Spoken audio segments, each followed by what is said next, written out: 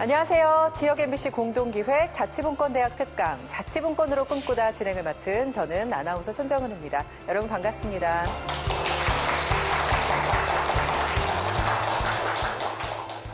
이번 프로젝트는 전국 16개 지역 MBC가 공동으로 기획했는데요. 오늘은 인하대학교 법학전문대학원 이기호 교수와 함께 이야기 나눠보도록 하겠습니다. 이기호 교수님 앞으로 모시겠습니다.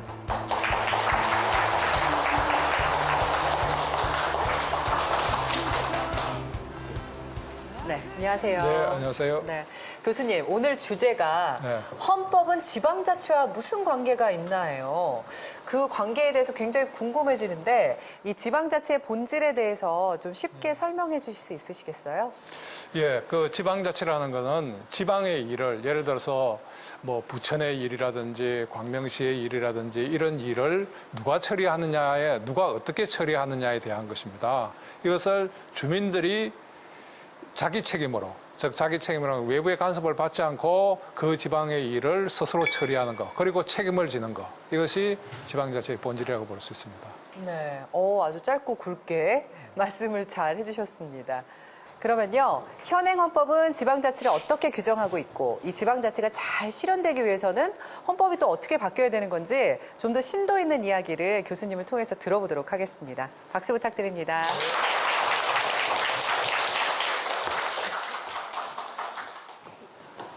예, 그 지방자치에 대한 말씀들을 많이 들으셨죠? 그리고 지방 일을 처리하는데 많이 관여도 해보셨죠?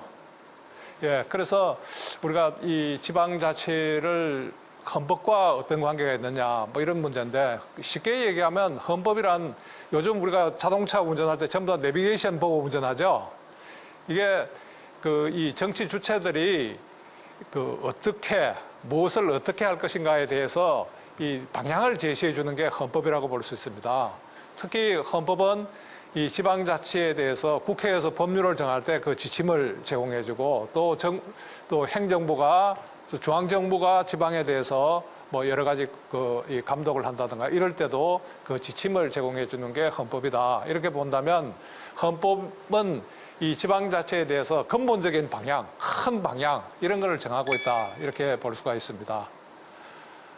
예, 그래서 오늘 우리 헌법이 이 지방자치에 대해서 무엇을 어떻게 규정하고 있는가 이런 거를 우선 좀 설명을 드리고자 합니다.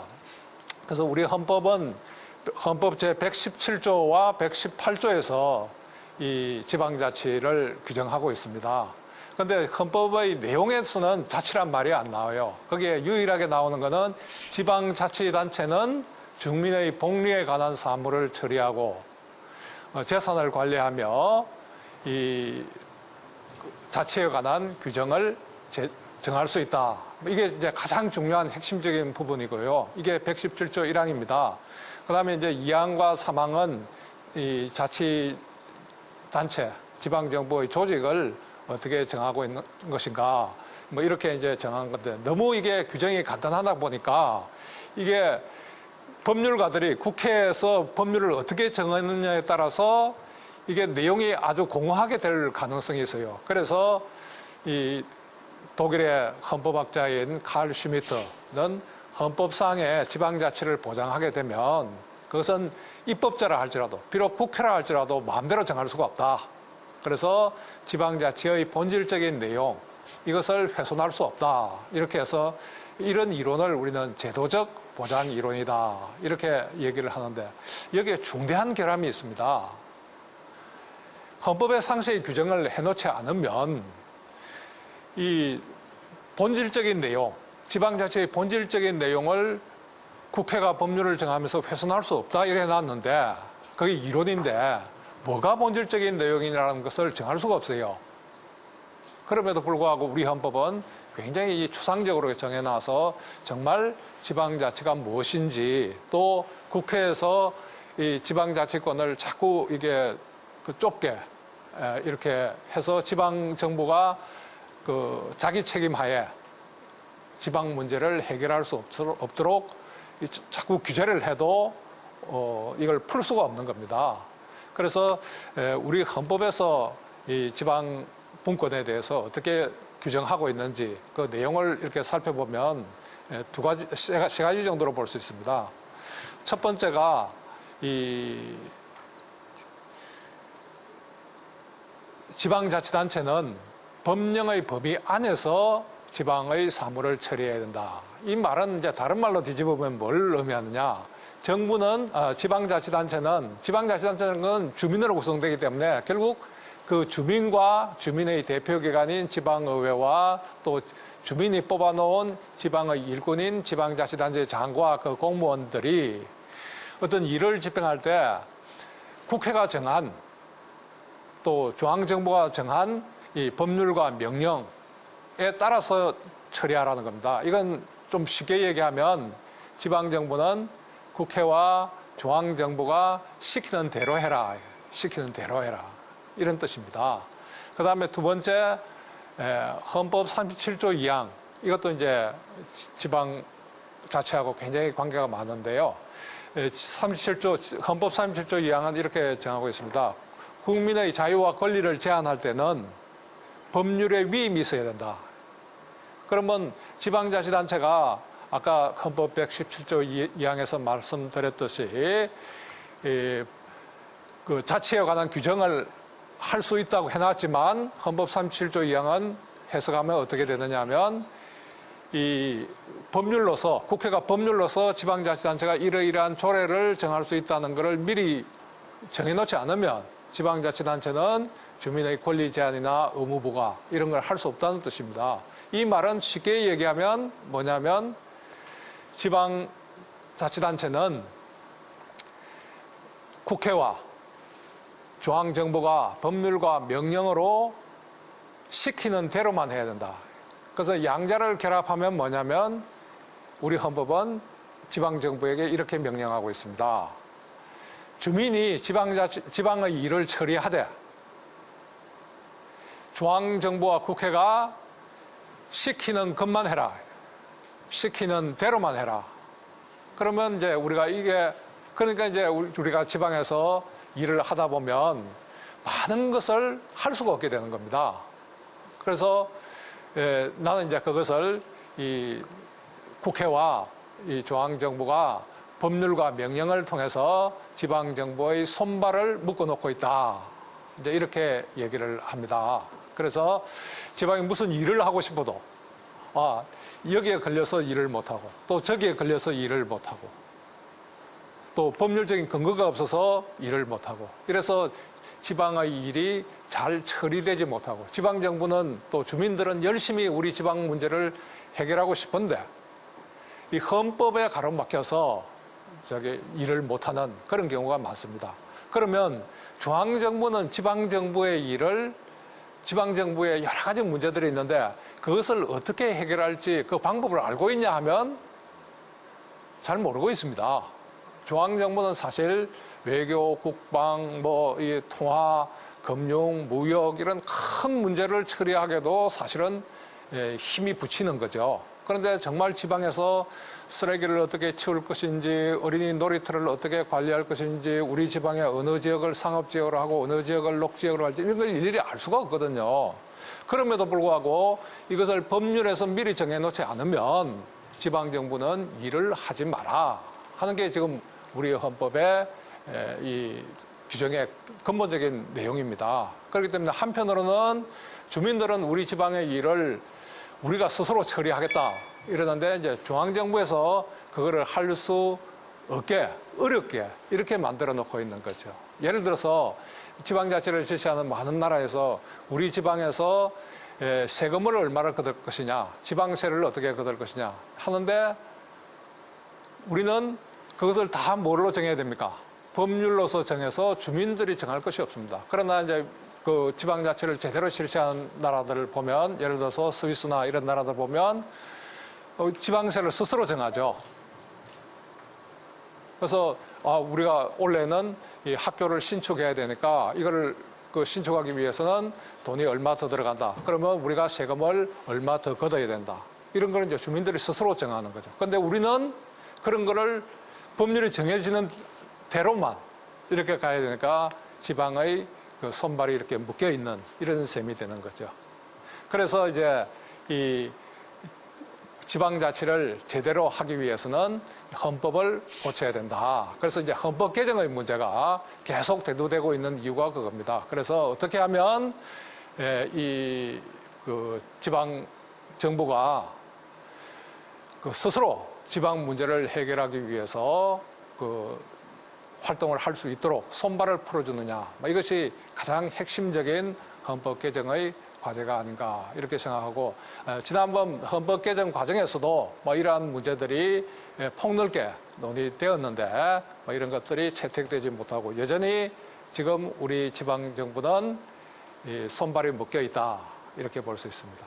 이것은 어떤 면에서 지방 정치인들에게 아주 편리한 것이기도 하고 아주 고통스러운 것이기도 합니다.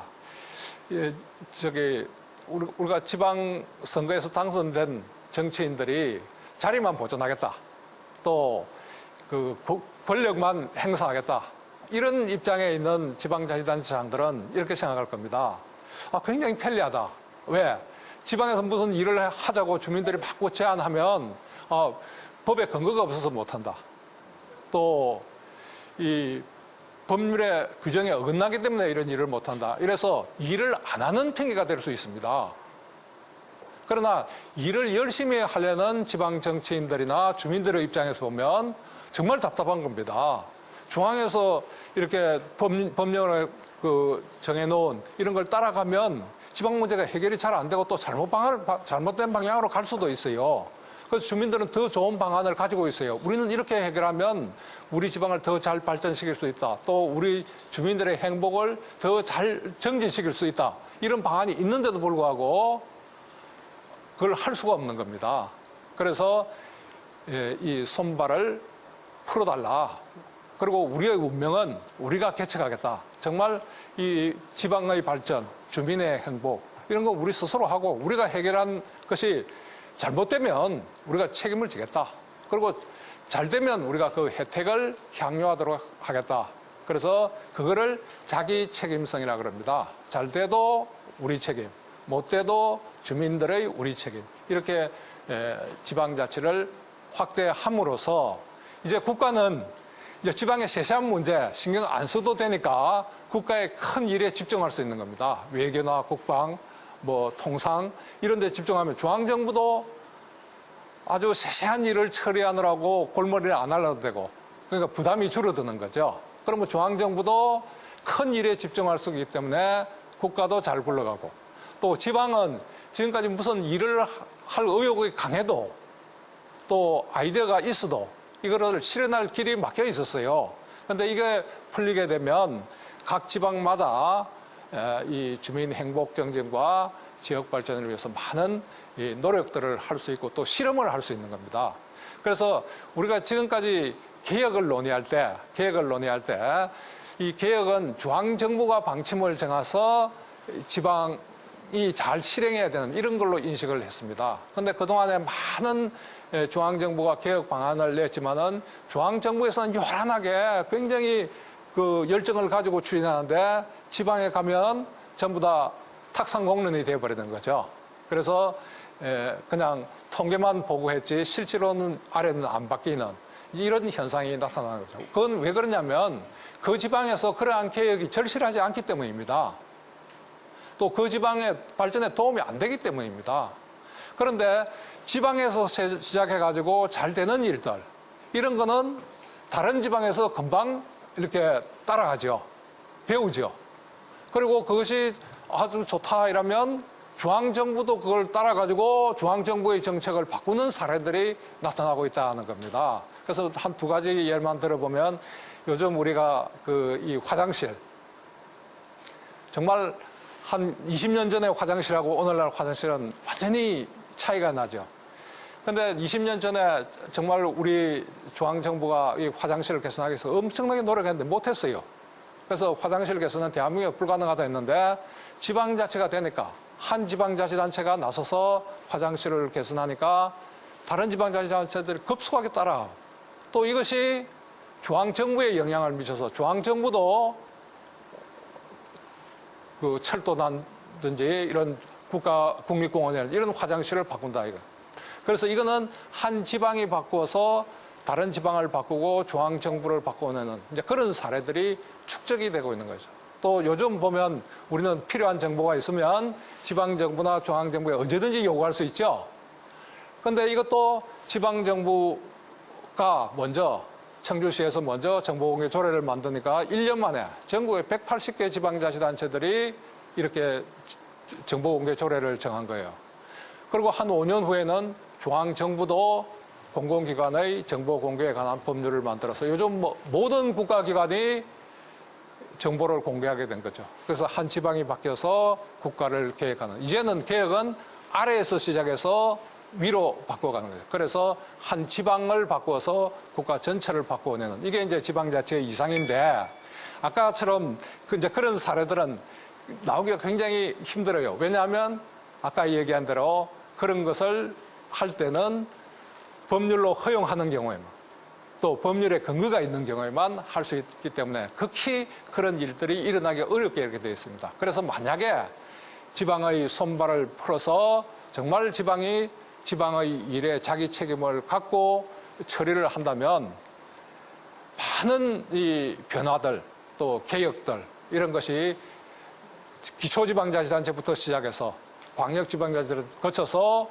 국가를 바꾸어내는 이러한 혁신의 발전소가 혁신의 실험실이 바로 지방정부가 될 수 있고 주민들이 그것을 주도할 수 있게 되지 않을까 이제 이렇게 생각하는 거죠. 그래서 그러면 이제 우리가 헌법을 어떻게 바꿔줘야 되느냐 하는 이런 문제인데 그 원칙적으로 지방의 문제는 지방에게 맡겨야 됩니다. 그래서 요즘 이제 문제가 많이 나오고 있는 부동산 정책. 이것도 우리가 단적으로 보면 지방의 일입니다. 이게 전국적인 일이 아니라 왜냐하면 어떤 지방은 부동산 값이 떨어져서 문제고 또 어떤 서울 같은 데는 지금 부동산 가격이 너무 높아서 문제고 이런 경우에는 각 지방마다 사정이 다르단 말이에요. 그래서 이런 문제는 지방에서 스스로 규율을 할 수 있게 이렇게 해줘야 되는 거죠. 그래서 먼저 지방의 입법권을 어떻게 할 것이냐 하는 것을 헌법에 규정해야 됩니다. 그래서 많은 나라에서 지방자치를 제대로 실시하는 나라에서는 지방정부의 입법권과 중앙정부의 입법권을 헌법에 규정을 합니다. 그러면 지방은 헌법에 의해서 직접 부여받은 입법권의 범위 내에서 지방의 문제를 어떻게 처리할 것인가 이런 걸 이제 스스로 결정할 수 있게 되는 거죠. 그다음에 이제 두 번째 문제가 첫 번째가 이제 입법권의 문제고 그다음에 이제 두 번째가 우리 지방의 조직을 어떻게 할 것이냐. 지금 요즘 문제가 많이 지적되는 것 중에 하나가 이게 뭐 잘하는 지방자치시장 군수님들이나 시도지사들도 있지만 또 많은 분들이 우려를 합니다. 이게 권력이 너무 집중되어 있다 보니까 거의 제왕적이다. 이런 말씀들을 많이 듣고 또 느끼실 겁니다. 그러면 우리 지방정부의 형태를 어떻게 할 것이냐. 권력을 의회와 이 지방자치단체장과 그다음에 주민 간에 어떻게 배분할 것인가. 이런 거 다양한 선택의 모델이 있습니다. 그래서 어느 나라를 보더라도 똑같지 않죠. 그런데 우리나라에는 이 지방의 권력을 지방자치단체장에게 너무 집중시켜 놨단 말이죠. 그래서 이런 거를 지방이 스스로 선택할 수 있게 조직 자율성, 이제 조직권을 부여할 필요가 있는 거죠. 그 다음에 이제 또 세 번째, 재정에 대한 문제입니다. 지금은 우리가 지방세를 전부 다 국회에서 법률로 어떤 세금은 지방에서 걷고 또 세율은 얼마나 하고 이런 걸 다 정해놨죠. 근데 사실 지방에서 우리가 무슨 일을 하면 돈이 더 필요하고 일을 하지 않으려면 돈이 적게 필요하고 이렇죠. 그래서 제일 중요한 것이 어떤 것에 대해서 지방세를 부과할 것인가, 또 세율을 얼마로 할 것인가. 이것을 이제 우리는 과세권이라고 합니다. 그런데 이 과세권을 헌법에서 지방정부가 정할 수 있게 보장을 해주면 지방에서 많은 활동의 가능성이 열리는 거죠. 예를 들어서 기업들을 유치하려면 기업들은 돈을 벌어야 돼요. 그래서 많은 외국의 지방자치단체들이 세율을 낮춰서 이 기업들을 유치하는 거죠.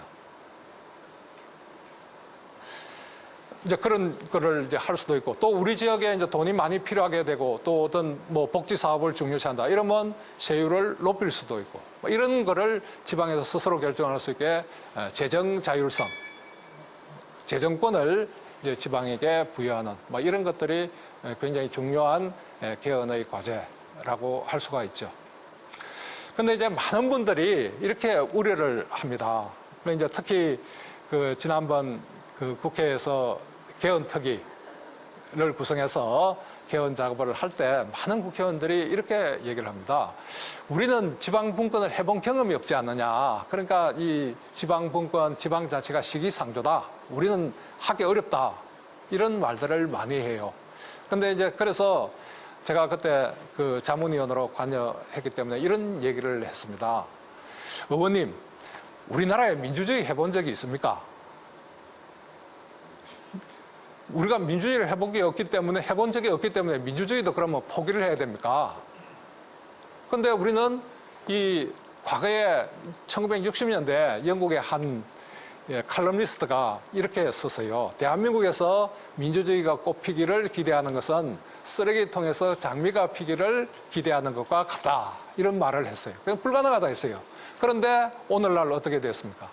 이건 국민들이 민주주의를 위해서 헌신적으로 노력하고 투쟁하고 이렇게 함으로써 지금 많은 나라에서 이 대한민국처럼 민주주의를 발전시키고 싶다 할 정도로 우리의 민주주의는 성숙했죠.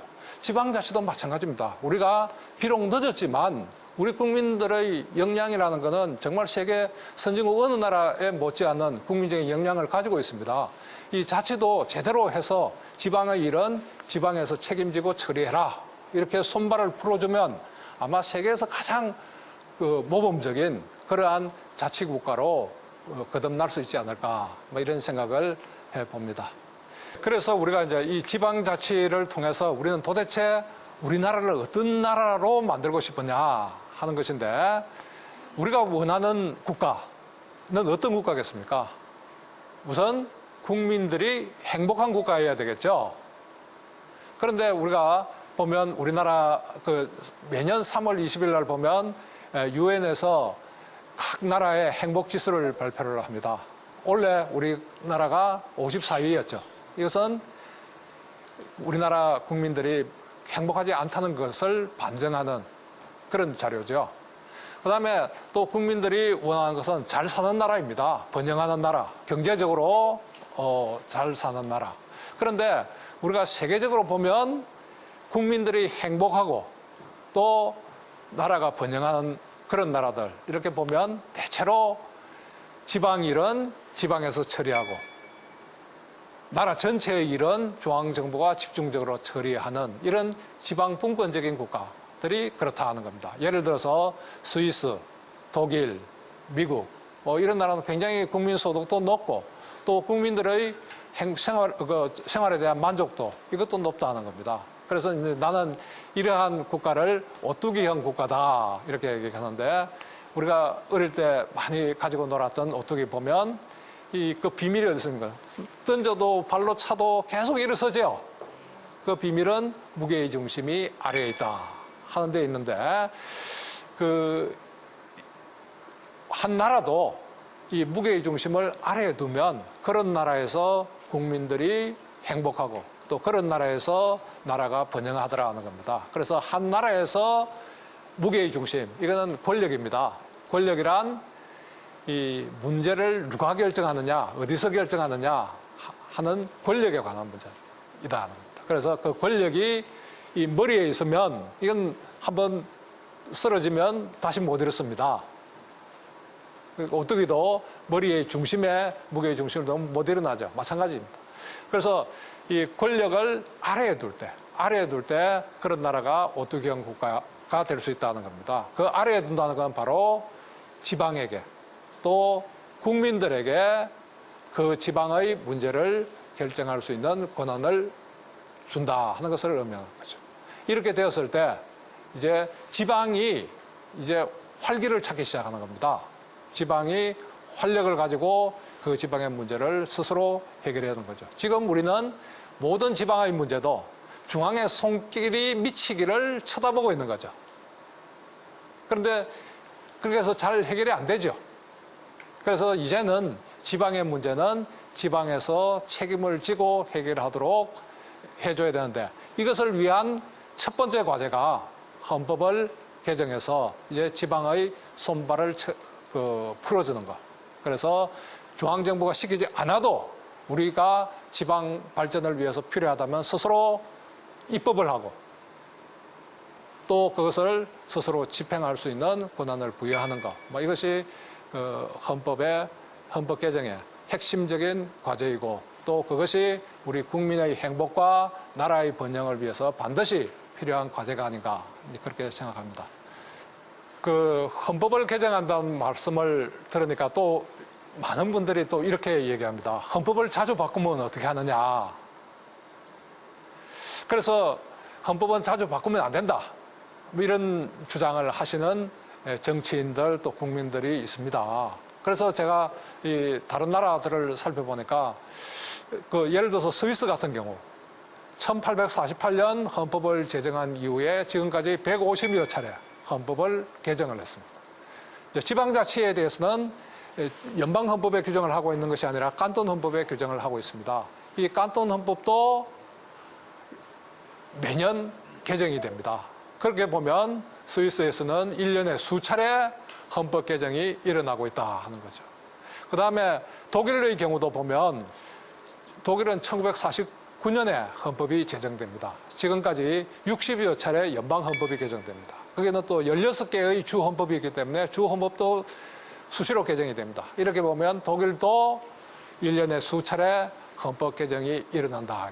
그래서 앞에서 제가 헌법은 자동차의 내비게이션과 같다. 내비게이션과 같다. 그래서 이 새로운 건물이 생기거나 새로운 도로가 생기거나 있던 도로가 없어지면 그때그때 헌법을, 내비게이션을 업데이트 시켜줘야죠. 바꿔줘야죠. 우리 헌법도 마찬가지입니다. 우리 헌법 환경이 바뀌면 그때그때 헌법을 개정해 줘야 된다 하는 겁니다. 그래서 헌법 개정은 필요한 때는 언제든지 해야 된다 하는 겁니다. 자, 오늘 강의는 이상으로 마치도록 하겠습니다. 감사합니다.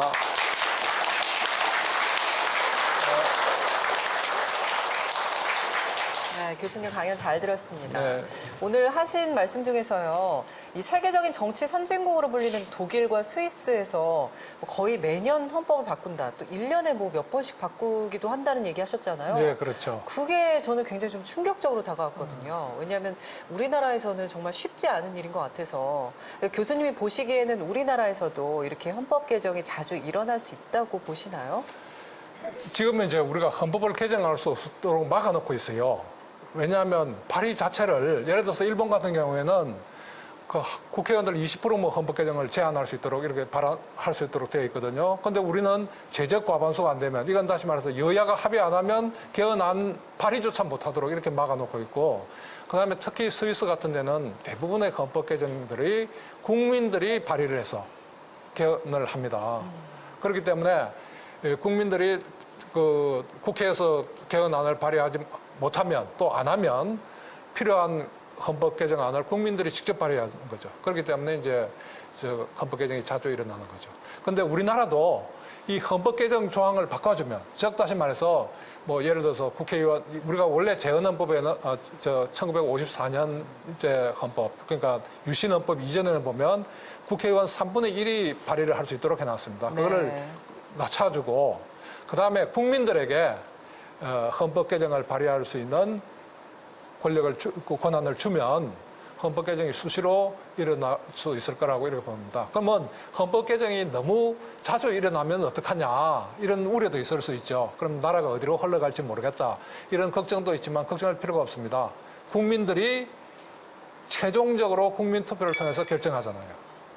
그렇기 때문에 국민들이 합리적인 판단을 하게 되는 거죠. 예를 들어서 스위스 같은 경우도 이 국민들이 발의하는 헌법안 10건 중에 1건만 통과됩니다. 그럼 9건은 통과가 되지 않는 거죠. 이거는 결국 그 국민이 그 나라를 만들고 그 나라를 지켜가는 거죠. 우리도의 경우에도 또 사실 우리 유신헌법 이전에는 국민들이 헌법 개정안을 제한을 할 수 있도록 되어 있었습니다. 이것을 유신헌법에 의해서 폐지가 됐습니다. 그래서 국민들은 무장해제돼 버린 거죠. 그래서 국회의원이 헌법 개정을 해주기를 쳐다만 보고 있는 거죠. 그런데 이거를 이제 오늘날 국민 주권 시대에 맞게 국민들의 헌법 개정 발언권을 부여하면 뭐 다양한 측면에서 헌법의 변화 또 시대적인 그 적합성 뭐 이런 것을 회복할 수 있지 않을까 이렇게 생각합니다. 네. 그렇군요. 사실 이 이야기 속에는 우리나라의 아픈 역사도 함께 녹아 들어가 있는 것 같아요. 그 헌법을 개정할 수 있는 그 헌법부터 바꾸는 게 먼저일 것 같네요. 여러 가지로 앞으로 이 정치가 나아가야 될 방향들이, 과제들이 많이 남아있는 것 같습니다. 네, 그러면요, 여러분께서 이야기 많이 들으시면서 궁금한 점들이 있으셨을 것 같아요. 궁금한 점을 저희가 한번 여쭤보도록 하겠습니다. 예. 교수님께서 말씀하시기를 헌법이 개정되지 않으면 자치분권이 실현되지 않는다고 지금 강의를 들었습니다만, 그러면 중앙정부가 자치 실현을 위해서 어떻게 무엇부터 바꿔야 되는지 교수님께서 한 번 더 말씀해 주시면 고맙겠습니다. 예, 제일 중요한 것이 지방의 문제를 지방이 주도적으로 해결할 수 있도록 하는 겁니다. 그러니까 정책 자율성, 정책을 지방에서 스스로 결정할 수 있게. 이건 정책은 뭘로 표현되냐면 이 입법으로 표현됩니다. 법률이나 조례로 표현되는데 이 조례 제정권이 너무 제한되어 있습니다. 지방에. 그래서 이 지방에서 필요한 조례를 지방이 스스로 정할 수 있도록. 그럼 여기는 두 가지입니다. 하나는 법률의 근거가 없어도 지방에서 자발적으로 조례를 정할 수 있도록 풀어주는 것이고요. 두 번째, 지방의 문제에 대해서 이 국회하고 중앙정부가 너무 세세하게 규정하고 있습니다. 그래서 지방의 자치사무에 대해서는 법률의 규정에 불구하고 지방에서 다른 정책을 입법화할 수 있도록 이걸 풀어주는 겁니다. 그게 이제 우리 제주도 같은 경우는 특별자치도 하면서 일부 조항을 풀어줬어요. 법률의 규정에 불구하고 제주도에서는 달리 정할 수 있다. 이렇게 했더니 제주도에서 많은 변화들이 일어나고 있죠. 마찬가지로 이제 제주도에서 실험을 우리가 해봤으니까 이걸 전국적으로 확대시켜도 괜찮다 하는 걸 우리가 확인한 거죠. 예. 네, 그렇군요. 대답이 잘 되셨습니까? 예, 교수님 잘 들었습니다. 네. 예. 네. 또 질문 있으신가요? 네. 그 교수님 강의를 듣고 그 지방하고 중앙 정부가 지금 서로 그 협력을 해서 문제 해결을 하면은 가장 좋을 것 같다는 생각을 했는데요. 그렇게 하기 위해서는 어떤 방법들이 있을까요? 예, 그 우선 제일 중요한 거는 우선 역할을 나눠야 됩니다. 역할을 명확하게. 중앙정부는 중앙정부의 일을 하고, 지방정부는 지방정부의 일을 하고, 이것이 명확하지 않기 때문에 지금 막 이게 서로 이제 간섭이 심하게 되고, 자치적으로 활기차게 일을 할 수 없는 거거든요. 그걸 나눠놓고, 그 다음에 이제 지방 중에는 그 지방의 능력으로 처리할 수 없는 경우가 있습니다. 예를 들어서 세원이 너무 빈약해서 이 공무원 월급도 주기 어려운 이제 그런 지방들도 있죠. 그런 지방에 대해서는 정부가 이 격차를 해소하는 이런 차원에서 지원을 해줘야죠. 그래서 그렇게 역할을 나누면 자연적으로 중앙정부와 지방정부 간의 협력도 일어나게 되는 거 아니냐. 그래서 지방이 할 수 있는 일은 지방에게 맡기고, 지방이 할 수 없는 경우, 지방에서 할 수 있는 여건이 안 된 경우에 비로소 정부가 지원해준다. 이렇게 생각하면 될 것 같고요. 그 다음에 이제 국회에서 법률을 정하더라도 이 법률의 거의 60% 내지 70%는 지방에서 집행합니다. 따라서 지방에서도 국회나 중앙정부에서 정한 법령을 충실하게 집행하는 이것도 굉장히 중요한 협력의 한 고리가 되는 거죠. 그런데 우리나라에서는 정말 이 지방 정치인들, 지방 공무원들이 중앙정부가 정한 법령을 잘 집행하고 있어요. 그렇기 때문에 그런 점은 더 이상 염려를 안 해도 될 것 같습니다. 네. 우선적으로는 중앙정부와 지방의 역할을 확실하게 분리하는 게 가장 첫 번째가 아닐까 싶네요. 네. 네. 얘기 잘 들었습니다. 또 혹시 질문 있으신가요? 제가 교수님한테 질문하고 싶은 것은 요즘은 하루가 다르게 급변하는 사회에서 우리 정부가, 새로운 정부가 어떤 식으로 해야 할지, 그런 것이 궁금하고 교수님이 생각하는 정부의 역할은 어떤 것인지 그게 궁금해서 여쭤보고 싶습니다. 예, 급변하는- 정부라는 게 중앙정부를 말씀하시는 건가요? 예. 그러니까 이 급변하는 사회 속에서 새로운 정부 역할이 필요하다는 말씀을 해주신 것 같아요.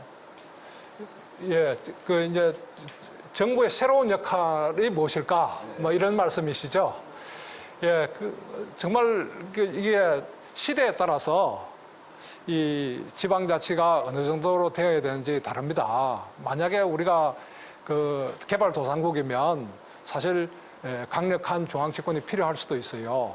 왜냐하면 그때는 이 국가 발전 방향을 중앙정부가 정하고 정말 일사불란하게 집행하는 그런 게 필요하죠. 그런데 오늘날은 중앙정부도 지방을 어떻게 발전시켜야 될지 정답이 없습니다. 그렇기 때문에 이제 지방 문제는 지방이 스스로 정답을 찾아서 나가야 되고 중앙정부는 지방이 찾은 이 발전 방안이라든가 이런 지방 정책을 지지하는, 지원하는 그런 역할로 바뀌어야 되지 않을까 이렇게 생각하고요. 그 대신에 중앙정부는 오늘날 이 지식정보 사회에서 굉장히 많은 일들이 지금 감당하기가 어려운 정도가 되어 있습니다. 그렇기 때문에 중앙정부도 지방 일은 지방에 맡겨놓고 정말 중요한 외교나 국방, 통상 이런 큰 문제에 집중하도록 역할을 바꿔줘야 되지 않는가 이렇게 생각을 합니다. 그러니까 우리 사회가 발전하면 발전할수록 이 지방 정부에 더 힘을 실어주고 그 역할을 할 수 있게 해줘야 된다. 네. 그런 말씀이신 것 같아요. 그럼 시간이 흐를수록 점점 더 그 역할이 강화가 돼야 되겠네요. 예, 우리나라에 많은 영향을 미쳤던 그 분이 외국 분이 한 분 계시죠. 토플러. 이 토플러는 우리나라에 대해서 특별한 관심을 가졌어요. 그래서 1970년대까지 그때는 중앙정부가 나름대로 잘 작동을 했다. 그러나 지식정보사회가 된 지금은 그러한 중앙집권적인 국가 운영 체제 자체가 작동을 안 한다. 그렇기 때문에 국가의 이 운영 체제를 과감하게 바꿔줘야 된다. 그 방향은 결정권을 분산시켜서 중앙정부의 부담을 덜어주고 지방정부가 지방의 문제를 스스로 알아서 처리할 수 있도록 지방분권을 강화해야 된다. 이런 말씀을 했고요. 또 재미있는 건 우리나라에서뿐만 아니라 우리가 굉장히 지방분권 국가라고 생각하는 미국에 대해서도 미국이 이 불황을 극복하고 세계 선도국으로 남고자 한다면 지금 연방정부가 가지고 있는 많은 권한들을 지방정부에 넘겨야 된다. 이런 말을 한 적이 있습니다. 네, 그렇군요. 네, 오늘 좋은 강의해 주신 이기호 교수님께 다시 한번 박수 부탁드립니다. 네, 감사합니다. 고맙습니다. 한 나라의 흥망성쇠를 결정하는 가장 중요한 요인 중 하나가 바로 정치 제도가 아닌가 싶고요.